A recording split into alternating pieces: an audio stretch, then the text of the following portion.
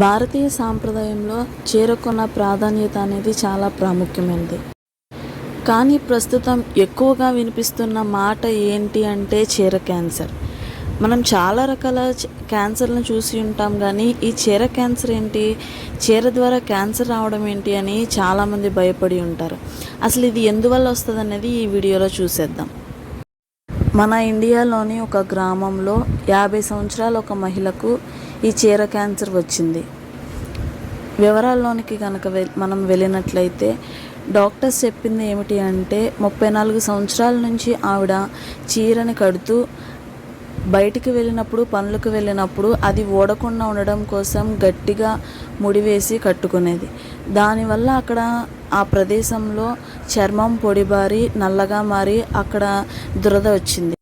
అంటే అక్కడ blood circulate అవ్వకపోవడం వలన ఆ విధంగా జరిగింది. ఈవిడ దురద వస్తుంది కదా అని చెప్పి గోకడం వల్ల అది పెద్ద పుండుగా మారి అది ఎన్ని ఆయింట్మెంట్స్ రాసినప్పటికీ తగ్గలేదు.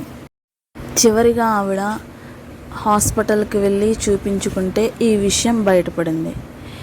ఈ చీర క్యాన్సర్ అనేది నిజంగా చీర వల్లే వస్తుందా అంటే కాదు. శుభ్రత అనేది కూడా దీనిలో ప్రధాన పాత్ర పోషిస్తుంది. అలాగే మరీ బిగుతుగా కాకుండా కొంచెం లూజుగా ఉండే దుస్తులను ధరించాలి.